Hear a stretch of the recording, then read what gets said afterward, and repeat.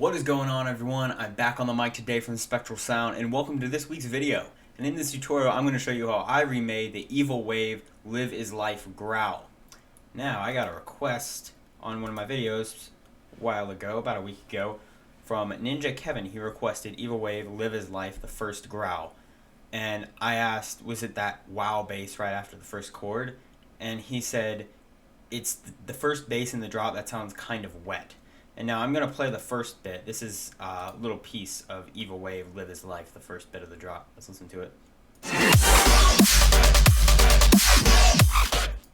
So now at first I thought he meant that wow. See, it goes like of the chord and then wow. So wow right there. I thought that was what he meant at first, but he said the first bass in the drop sounds kind of wet. And really, none of the basses in this drop sound pretty wet. Evilwave has some pretty gritty stuff, so I thought I just took this growl at the end right here, this brow rog kind of growl. So this is what I got. There we go. Now this growl was kind of hard for me to make, mainly because it's not a lot, there's not a ton that he did super special. Meaning I couldn't listen to it and be like, oh, to achieve that effect, he used a certain one of these. Like, it wasn't a very signature sound that if you heard it somewhere else, you could recognize. So this is a growl, and there are 101 ways to make a growl. So I made a growl that sounds pretty similar, with a snare and sidechain and some pitch bend. But it's all coming from Serum right here. This is the Serum Patch. The post-processing is purely just a multiband compressor, just to clean it up a bit, and that's all I did. There's nothing else other than that. That's it. So let me take you through this patch. If I play the pattern, it won't keep the pitch bend, but that's okay. I can just show you exactly what I did here. Now I'll turn everything off because I was getting requests, like people said it'd be a little more interesting if I went through the patch a little more than just pointing at each knob and telling it. So I'm just gonna start here. Just gotta remember that the reverb is the last one. All right, so I have everything off. It is nothing. Perfect. All right.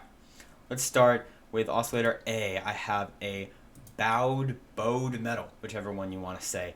That's the second one in the spectral tab. It is, the wavetable position is at 1 going up 3 by LFO 1. Everything that I'm going to say is by LFO 1 until I get to LFO 2, and well, no, nothing's happening with LFO 2. I was trying to do pitch bend inside Serum, but it didn't work very well, so I just used the pitch bend knob here. So, alright, this is all going to be for LFO 1. 1 going up 3 for the wavetable position, so just using that beginning transient right there. Then the FM is 0 going up 25. We're going to be FMing it from B, and I'll get to that when I go into Oscillator B. The level is at 0 modulating up 100%, so it's going with this LFO shape. That's what gives it a dynamic range. So, okay, on to Oscillator B. We're going to just choose a basic shapes, sine wave, normal sine wave stuff, with the wavetable positions down. We're going to actually pick an asymmetrical plus, and it's going to go from 0 to 100. So once it's at the very top here, it's going to look like that. And that's going to drastically affect the FM, because when it's just a normal sine wave, it sounds rather metallic. If it's not without this, it sounds like, sounds kind of metallic, and then we turn this up. Like, it has a little more depth. This not as much of like a screechiness. So that's what I did here. It sounds pretty nice. And the FM is just to give it some extra grit. It's not doing a ton of anything much. You can hear it. Little extra modulation, little extra depth and grit. So that's all good. We can throw a sub on there, 2 octaves down, direct out. The level is modulating 0 to 75%, so 0 to normal. That's just following the power of the actual low frequency oscillator. Now for the noise oscillator, we have a bright white. I love using this. It's just a simple white noise, and white noise is very, very important for growls because it kind of acts like high frequency distortion. It really fills out the waveform and adds those harmonics. It makes it sound a lot more full and powerful without getting all distorted and messy. So it's going from 0 up to 22 with the LFO, and then that's all we're doing for the noise. So this is what we got. And the noise will come out even more with the compressor when I throw the multiband compressor on. I am doing multiband compressor, right? Yeah, I do a multiband. Okay. Now, for the filter, this is what it's doing right here. Just adding a bit of talking. And so the cutoff of this peak filter, this is a peak notch filter. The peak filter up top, the cutoff is, I've always have trouble with this, 5,659 hertz, going down negative 26. So it's just going back and forth in this top range to add, that gives it that sort of yoy sound when things are crossing paths like this in the speakwentry. The frequency range, I'm having trouble with words, sorry guys. But when it's going back and forth like this together, then that creates like a yai kind of yoy sort of sound. That's what the band reject filter does. When things are going back and forth, that creates a wow sound. So I'm kind of achieving that here, that yai effect here with this peak notch filter. The resonance is at 13%, going up 56. Don't mess with the pan. The drive is at 22%, just giving it a little more power and distortion with the drive. The drive actually acts as, I think, a tube distortion if you turn it up to just add a little more power before it goes through the effect chain. The frequency of this notch filter is at 0%, going upward 28%. So again, we're doing this action in the spectrum. The mix is all the way up, and only oscillator A is going through it. If oscillator B went through it, nothing was happening because the level of oscillator B is all the way down because we're FMing from it. Alright, now onto the effects. Have the hyper dimension, this is just a little more width, and just to make it a little bigger. It's 8%, going up 24. I didn't mess with any of these. You don't have to, you can if you want. The size is down 0%, the mix is at 0%, going up 32. So as it just goes along with the power of the low frequency oscillator, as I've been doing with a lot of the other knobs.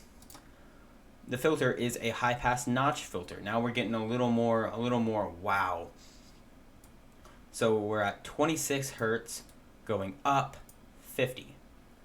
And the resonance is at 67. The drive is all the way down. We didn't need any more drive. We already did it in the first filter. There we go. The frequency is at 75%, going down negative 22. The pan is right in the center.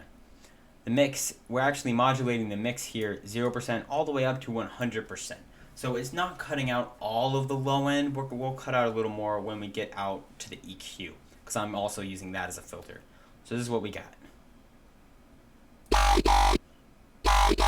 Now we're starting to get that talking. It's starting to sound more like a decent growl. Now, multiband compressor. You can see where I have these bands here that I got them on. The mix is all the way up.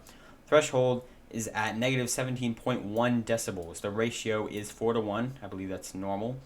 The attack is 90, release 90, and I turned the gain up to 3.3. So this gives it a lot more power and a lot more crunch. There we go.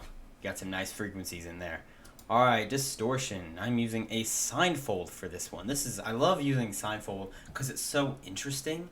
Like, it doesn't just add grittiness, it adds like, I don't even know exactly why it sounds that good. It's just the shape that they have going here, but I really like the sound when you turn the drive up just a little bit, especially on my growls. So the mix is all the way up. The drive is only at 12%, but that's all we need. You can see there's already a pretty harsh shape going in right here. So this is the sound now. Wow, it's a pretty gritty sound, but we're gonna work with that. So with the EQ, I'm using it as a filter. You can see what it's doing. There we go. The frequency is at 22 hertz, going up 54. So that's the high pass, because I put it on the on the high pass filter right there. The Q factor is 41%, going up 14. So it doesn't have a lot of resonance down at the bottom. That kind of makes the low end the passing through the low end, it sounds kind of weird and muddy. So I wanted it to have a negative Q factor there. And the gain doesn't matter because it's the pass. So We have a peak filter on the other side of the EQ. The frequency is at 3013 Hertz, going down -16. The Q factor is just at 50%. The gain is going from -4.5 up 15. So again, we don't have any resonance up in this top weird piercing area, but we have a good amount of resonance down in this mid-range where the real talking happens. That adds, the EQ, it just cleans up the sound a lot. You can really tell from this to this. It just, it really makes the growl. Now the phaser. I knew I was doing this with the phaser. I do it with like all my growls. Alright, the mix is at 67%, going down -30. The rate is turned all the way down, so it's not moving at all. The depth is just up a little bit at 16 for just a little extra width, separation between the phasers on each side. The frequency is at 36 Hertz, going up 24.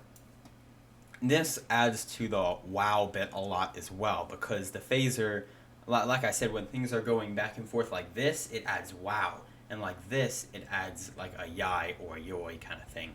So the phaser is doing a lot of notch filters, basically, going like this. So that adds a lot of wow kind of element to it, so you can hear.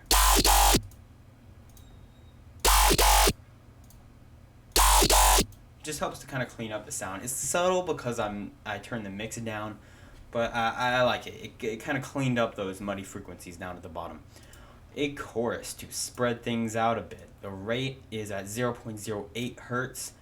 The delay 1 is at 5 milliseconds. Delay 2 is at 0 milliseconds. The depth is all the way up at 26 milliseconds. The feedback is 10%, and the low pass filter is all the way up. What is that, like 20,000? Yeah, it's 20,000. All right. It's all the way up, so we get the full frequency range on the chorus. And like I said, I'm modulating the mix 0 up to 45, so we have a really wide sound up at the top. It just spreads it out a little bit more. And lastly, we have some reverb. This is a hall reverb with 26% size, 3.6 second decay. Now we're cutting the low frequencies at 63%, and the high frequencies at 35%. The spin is at 25%, the spin depth is at 20%. I think that's normal. That's normal stuff. And I have on this envelope 2 here, I'm actually using the envelope 2 for the reverb. It's going up from 0 all the way up to 30. So when we're holding down a note, we have a good reverb. We have a large reverb really thickening up the sound, but when we release, the reverb ends. You can see. I don't know if you'll be able to see, there's a little dot right there, but I don't know. You might have to full screen it if you do, but you can see it. Yeah, it just adds a lot more width. So that's what I did for this, and along with the pitch bend, it sounds like this. Sounds pretty nice, sounds pretty thick, especially with that snare. That's one of my snares. I'm kind of proud of that. But alright, yeah, I hope you enjoyed this tutorial. I hope you found it helpful. Leave a like if you did. Also subscribe for more videos weekly. And as always, I will see you in the next video. Peace.